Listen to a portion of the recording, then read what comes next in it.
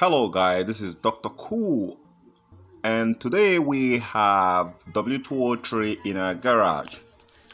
So what we got here, the customer's complaint is the AC doesn't cool, and that was the previous report. The first report, it wasn't cool. Then the later report, it even after when the gas get it charged up, still it doesn't cool. The compressor kicks on, but still doesn't cool. Okay, if you're new to my channel, kindly subscribe to my channel because I'm gonna be tearing this bad guy ass down here on my channel today. So make sure you subscribe to my channel. After all, what do you have to lose? You're getting more even if you subscribe to my channel than I'm getting from you. You are getting more. I'm saving your ass from mechanic. Now let's get to it. This car, the main compressor has been fried, gone into rest in peace, yada yada yada. And like I said previously, that the transmission was changed, and that is when this nightmare started. That is when this daydreaming started.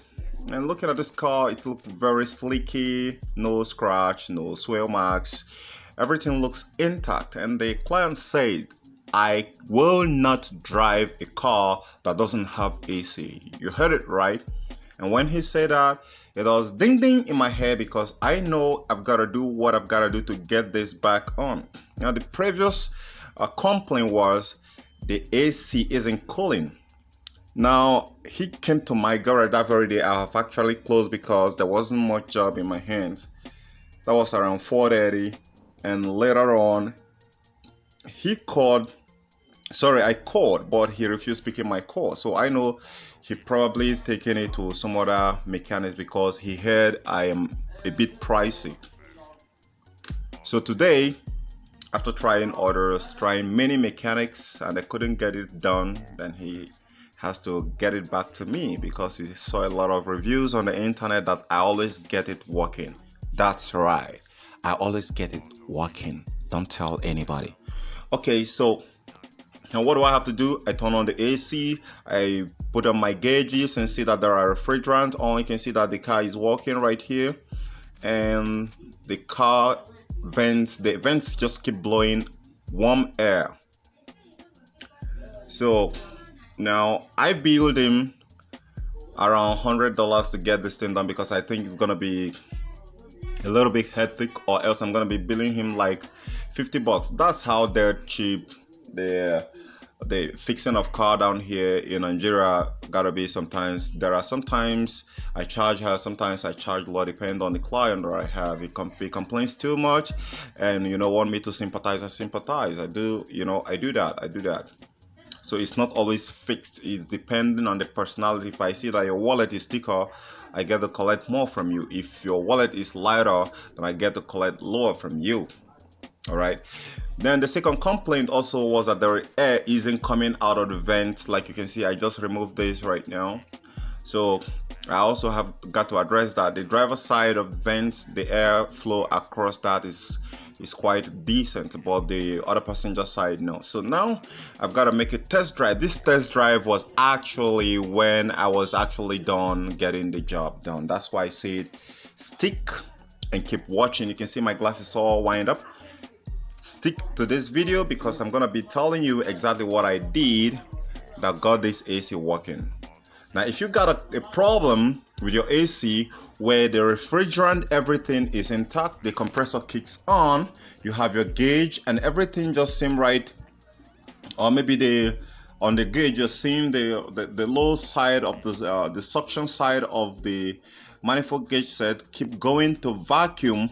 I've heard a lot of people say it's actually a sticky expansion valve, but I think after my encounter with this Coupe W203, I think I've got to rewrite that, and maybe someday I gotta write a book about how to fix AC, because I've got a lot from my experience, which my technical know-how that I always get it working have actually make me a top notch in car AC fixing.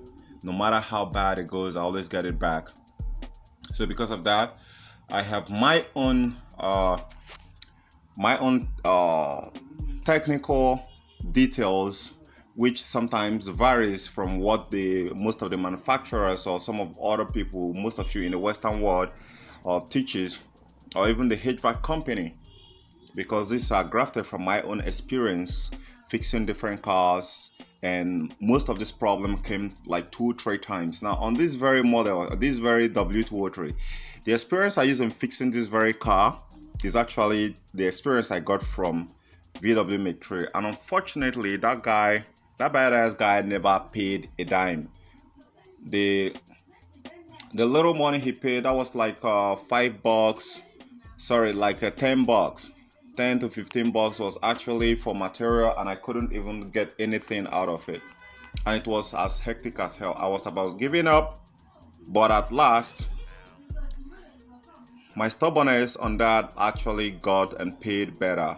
I got it working, and it was a milestone. So that experience that I used on that Make 3 that day was actually what got me out of this W203, and that is what I'm gonna be giving to you guys free of charge right here in this channel today, right here in this video. So stick right here, and I'm gonna tell you exactly what I did.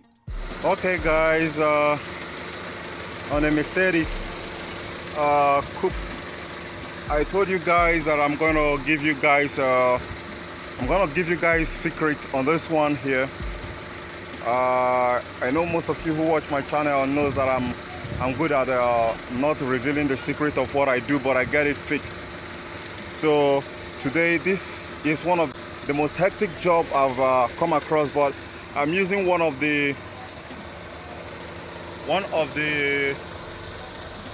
experience that I've got on a Make 3. I was working on Make 3 and it was very stubborn, so I was doing everything possible. That to some point I started seeing a lot of things. First of all, there was a huge drop on this gauge side down here on the low side, and the high side was going around 200, and it wouldn't go past 200 no matter the refrigerant I added inside. So here was pulling to vacuum no matter how I left it.